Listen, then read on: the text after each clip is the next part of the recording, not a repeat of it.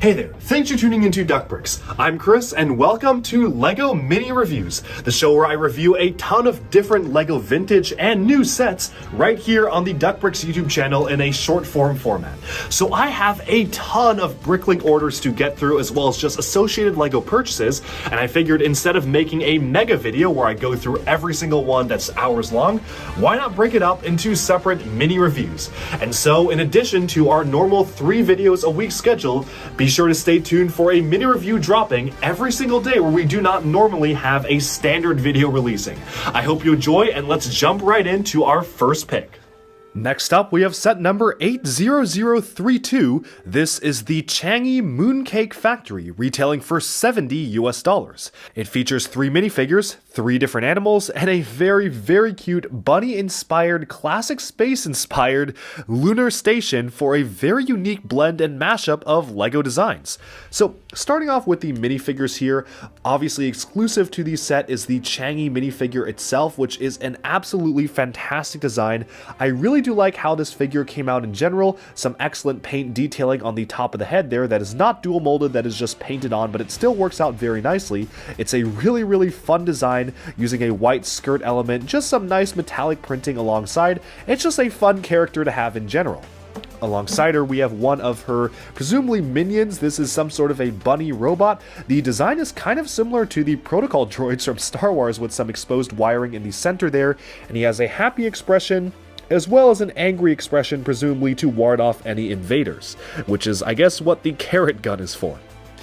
On the protagonist side of these sets, we have Pigsy in the space outfit that most of the other heroes are actually using, which you'll see later on in one of the other reviews. He has the collectible for this wave in a different color, the transparent blue version this time, and a space-inspired version of his standard rake. Of course, we also have the Mo Cat figure. This is a really fun mold. It was introduced for the LEGO Movie 2 designs, but it actually is working really well in this theme. A cat with a mohawk and this kind of a chain collar around is just a fun design to have in general. Of course, though, we can now move on to the actual set itself.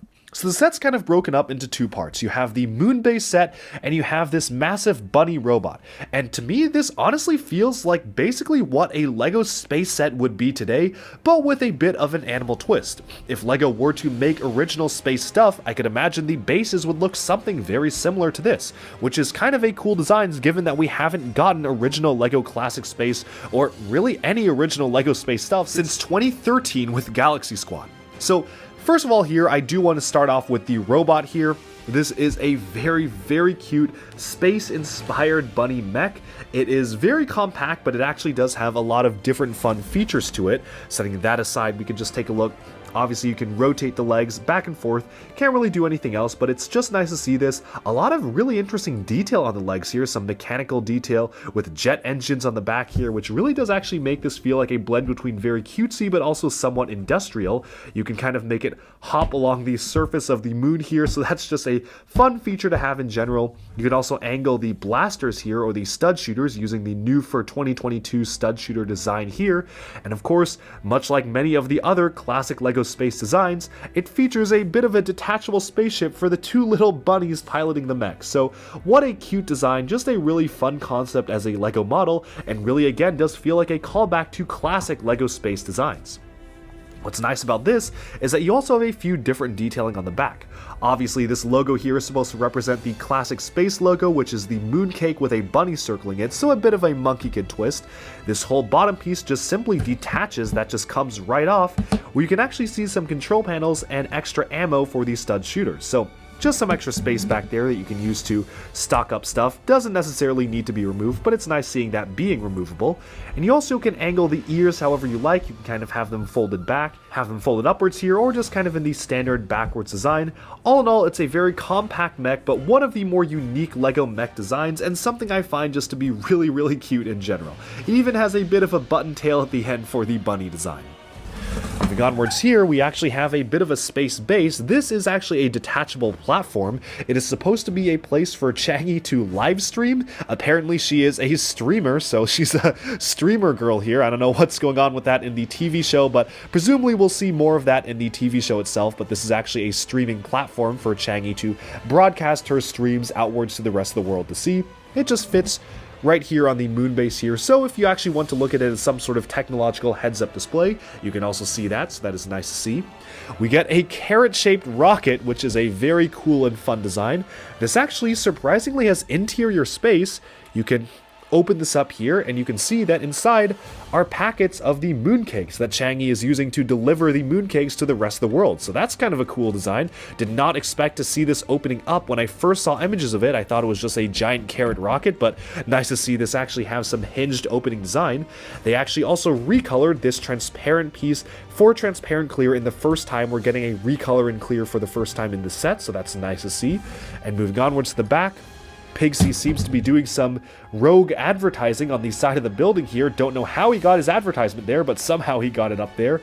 This is where they actually make the mooncakes. It has a semblance of this conveyor belt lineup where they have the raw materials going through this machine, and coming out, they are the processed mooncakes to be loaded into the box. So very, very simple factory build, but something that's very cute and works very well.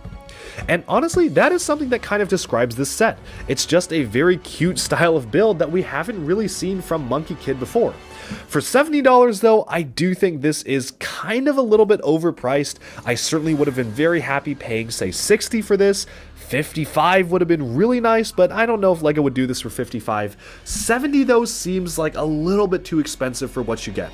And for the first time ever, this set, alongside many other sets, are actually more expensive in North America. This is actually priced a lot cheaper and more reasonably priced in other regions of the world, such as being only like 50 British pounds. So if you actually have the opportunity to get this and some of the other Monkie Kid sets in other regions of the world, I would definitely recommend it, because for whatever reason, LEGO actually thankfully is making prices somewhat normalized across all regions this year, which means that they're not doing the same thing that they usually do, where they would make this $70 and then 70 euros and then 70 pounds, because that's not how currency works. So it's nice that LEGO is making the effort to make prices somewhat standardized across all regions.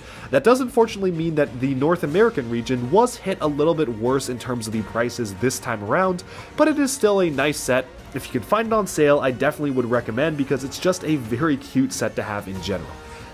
Alright, and with that, we have summed up this mini LEGO review. Thank you all so much for tuning in, and do let me know down in the comments below, what do you think of this set? Do you like it? Do you dislike it? And if you own it, what have been your experiences with building and playing with the set itself? Also, let me know in the comments if you like this format of mini reviews. I'm trying to put them out on a fairly regular basis, so thank you so much for tuning in, and I'll talk to you again very soon. Like and subscribe for even more LEGO news, reviews, discussion, and analyses coming your way very, very soon.